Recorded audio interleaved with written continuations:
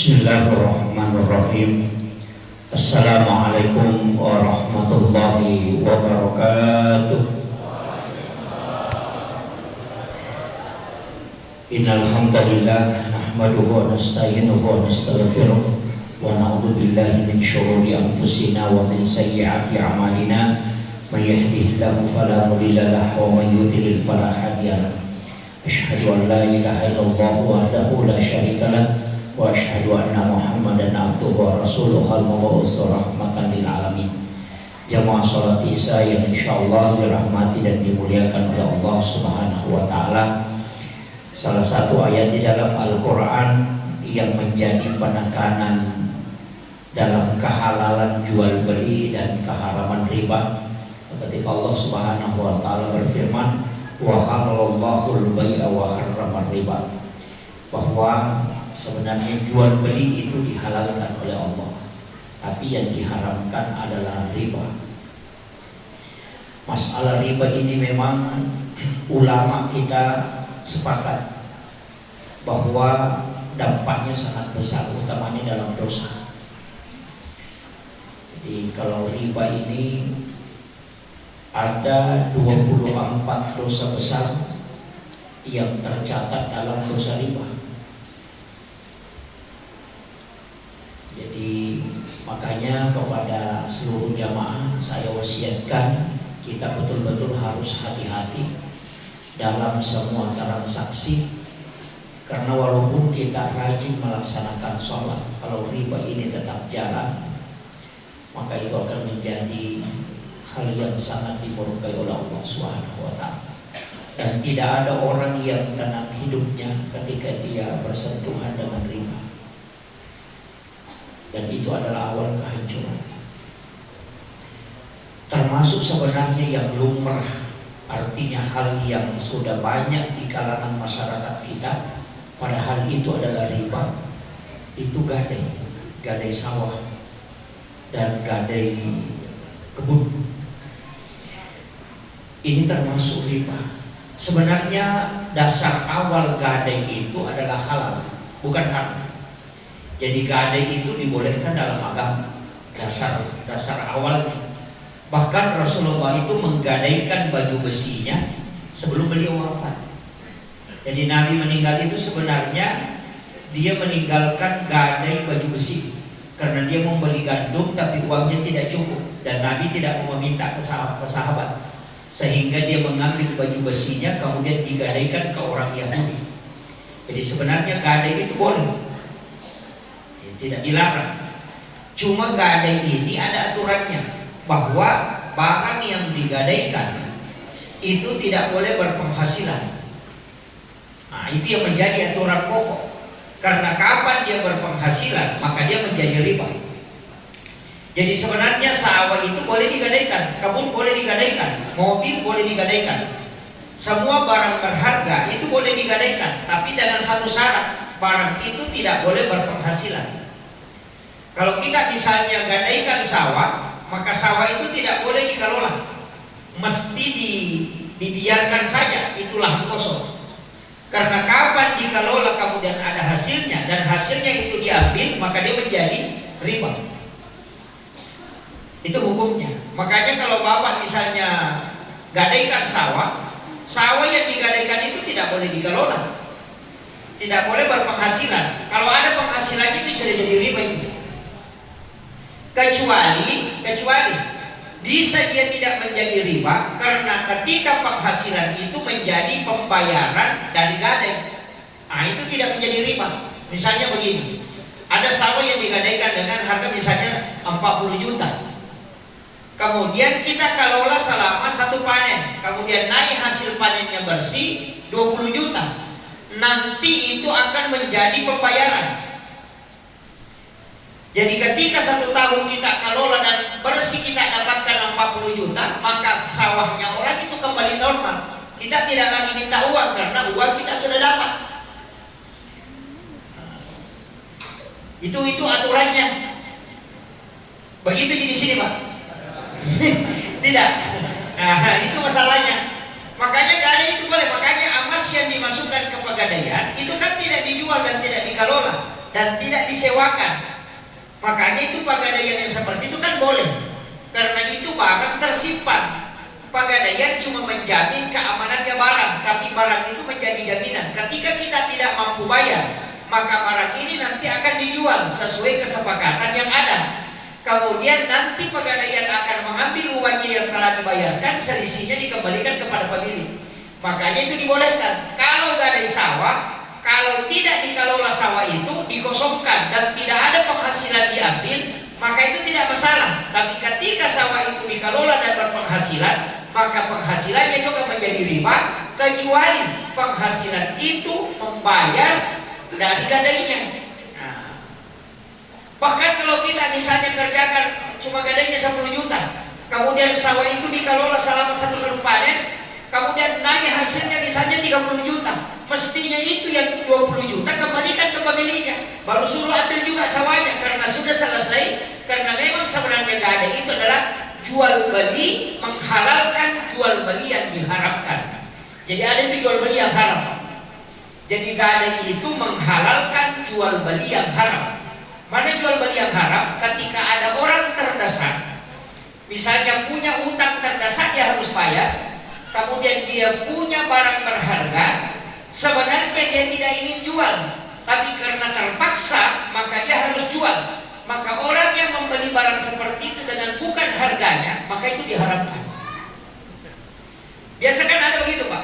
Misalnya orang itu tiba-tiba bangkrut, dia jual mobilnya bukan harga pasaran. Misalnya harga mobil itu 100 juta, tapi karena kepepet dia cuma jual 50 juta. Itu haram dibeli. Itu diharamkan oleh Nabi. Itu tidak boleh kita beli. Karena kenapa? Rasulullah mengatakan jangan engkau menyiksa saudara muslimmu 2 kali. Dia sudah tersiksa dengan keadaannya yang bangkrut, kemudian kau lagi menyiksa dengan mengambil barangnya yang tidak sesuai dengan harganya. Itu Islam luar biasa. Kalau kita, wah kesempatan ini sudah, kan biasa begitu, wah kesempatan ini, Pak jual nih ya, nanti saya ngadu. Oh itu tidak boleh. Makanya keadaan seperti itu, karena mesti dia dapat uang, tapi ketika dia menjual hartanya maka dia dalam keadaan tersiksa, maka disitulah jalur gadai terbuka. Maka kita mengambil barangnya, kemudian sebenarnya kita pinjamkan uang dia. Cuma peminjaman itu kita mengambil barang berharga sebagai jaminan. Makanya gadai itu sebenarnya adalah jaminan, hanya memberi utang kepada orang, tapi kita mengambil barang untuk jaminan. Ini penting ini, karena banyak kan. Makanya kalau mau aman Pak, jangan gadai. Apa? Ada 2 jalur. Yang pertama sewa lahan. Nah, ini kalau aman ini dibolehkan pasti dibolehkan dalam fikih. Sama dengan kontrak rumah. Kita kontrak 1 tahun, kemudian kita tempati buka usaha. Untung tidak untung, pas 1 tahun kembali normal. Itu namanya sewa. Lahan tanah juga begitu. Sawah kita namanya sistem kontrak. Kita mesti tahu berapa biasa hasilnya 1 kali panen. Dia bilang biasanya naik 10 juta. Kalau begitu saya kontrak 5 juta 1 kali panen, berarti 10 juta 1 tahun. Nanti kalau kita kelola, semua penghasilannya diambil.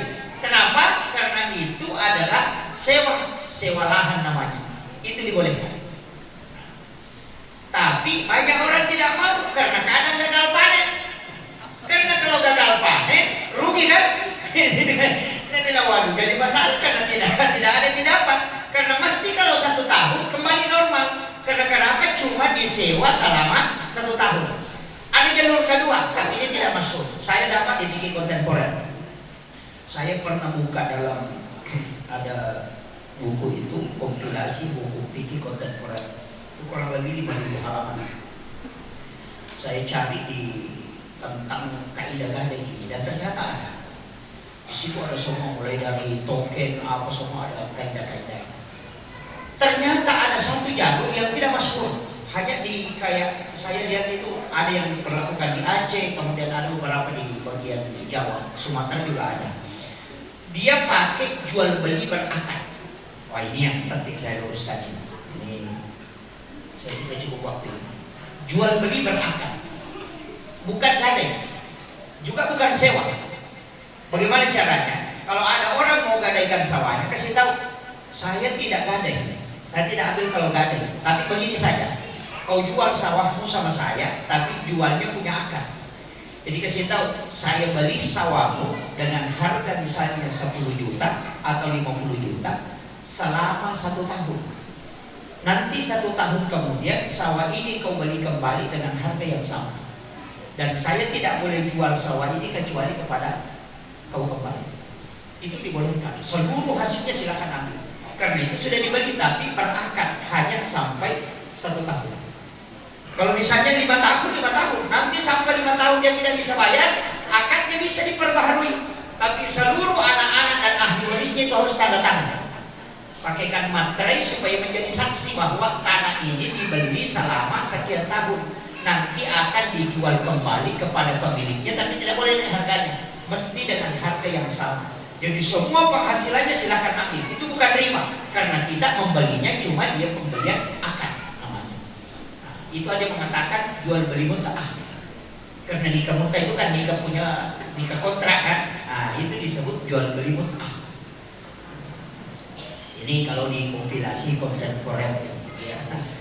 Jadi banyak itu Pak di kontemporer itu, kayak zakat yang disalurkan ke masjid. Itu kalau pikir klasik tidak boleh, diharamkan ini. Karena zakat itu untuk orang, tidak ada untuk bangunan. Makanya kalau ada orang masukkan zakatnya di masjid, itu diharamkan. Itu tidak sah itu. Jadi bagaimana caranya supaya halal? Itu yang dikasih imamnya. Kan gitu.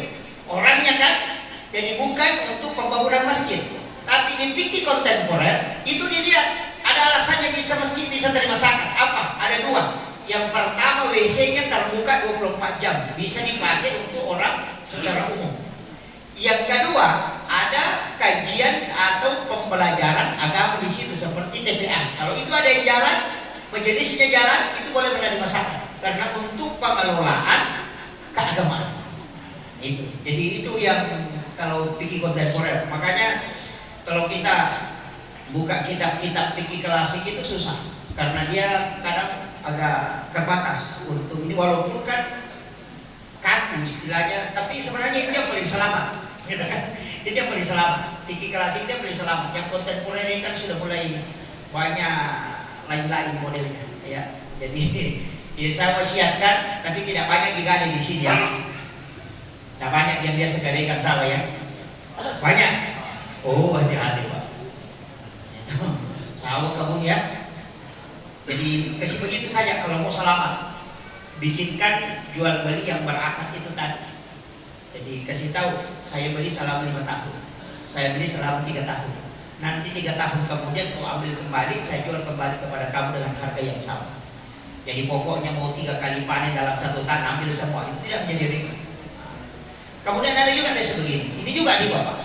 Ketika misalnya ada motor mau dijual, kita ambil motor, misalnya contoh motor, orang mau beli motor, dia tidak punya uang, tapi uangnya dia tunggu misalnya pegawai, nanti tanggal 20 uangku datang. Dia datang lagi pinjam uang ke orang, pinjamkan uangmu misalnya 5 juta, nanti tanggal 20 saya akan bayar kau ke 5.500.000 sama beli motor. Itu riba, walaupun kita yang minta, itu riba. Kecuali kita mengatakan pinjamkan uangmu 5 juta sama beli motor, nanti tanggal 20 baru saya kembalikan tetap 5 juta, itu tidak masalah. Tapi kalau kita yang minta, nanti pinjamkan dulu uangmu 5 juta, nanti tanggal 20 baru saya kembalikan, tapi kasih kembalikan 5.500.000, itu riba. Caranya supaya tidak riba, itu dibalik.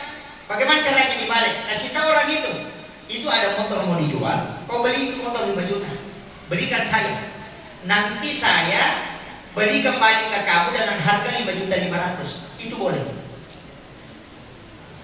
Itu tidak riba. Makanya disebut wa halalallahu al-bai'a wa harrama riba. Dihalalkan jual beli tapi diharamkan riba. Jadi kalau kita mengambil uang dengan kembali uang, itu walaupun kita yang minta penambahan, kalau kita sudah bikinkan akad sebelumnya, maka itu riba. Kecuali kita bilang begini, pinjamkan uangmu 5 juta sama beli motor, nanti tanggal 20 saya akan bayar 5 juta, tapi setelah kita bayar kita tambah 1 juta menjadi 6 juta, itu bukan riba karena dia tidak masuk di akad. Itu kuncinya. Jadi itu hadiah namanya, ada gitu. Tapi kapan kita masukkan dalam akad, maka dia menjadi riba. Makanya uang kembali uang itu menjadi riba. Makanya kalau mau selamat, lakukan itu, suruh itu orang. Itu ada motor mau dijual 5 juta, tapi tidak ada piwakku. Kalau lu beli 5 juta, nanti saya beli sama kamu 5 juta setengah. Itu tidak masalah, karena dia mengambil keuntungan dari dia. Ikan itu dibolehkan. Ya, ini semua begitu Pak. Kalau ada barang, makanya pembiayaan kayak Adira, finansi itu tidak riba. Kenapa? Karena itu barang dengan uang. Jadi kita cuma kasih tahu, saya mau beli mobil dengan merek begini, tipenya begini, warnanya begini. Nah, nanti Adira yang berurusan dengan penjualan mobil, kemudian dia ambil uang di bank. Walaupun uang itu dia mengambil di konvensional, tapi karena dia yang berurusan, kemudian nanti dia bawakan mobil itu, nanti kita cicil ke dia. Nah, itu tidak riba. Kenapa? Karena barang dengan uang. Yang salah itu ketika kita ambil uang di bank 500 juta, baru pergi beli mobil Innova, baru cicil lagi di bank. Wah, itu riba, karena uang kembali uang. Makanya pembiayaan itu dia yang mencarikan kendaraan, kita hanya tinggal menunggu sesuai kesepakatan. Itu tidak riba. Nanti dia riba ketika menunggak, karena ada denda. Nah, makanya kuncinya jangan kasih menunggak. Itu kuncinya ya. Jadi itu kalau kaidahnya. Oh, ini sudah masuk waktu. Saya kira ini yang penting saya wasiatkan. Makanya hati-hati dalam transaksi. Banyak itu Pak, banyak transaksi yang kemudian menjadi riba. Ya. Bahkan ada ulama mengatakan kalau kita pergi pinjam uangnya orang, bilang pinjamkan dulu uang, baru dipigi-pigi kakinya udah kasih riba juga itu. Karena dia menyogok dengan pijikan kan. Jadi itu kalau ada ulama sampai segitunya. Kalau kita kan enggak, artinya pakai kaidah hukumnya saja. Jadi yang paling simpel itu ketika uang kembali uang maka dia riba. Ketika barang kemudian uang itu tidak riba. Karena itu namanya jual beli. Akhirul kalam, Allahumma biqil aqwam. Assalamualaikum warahmatullahi wabarakatuh.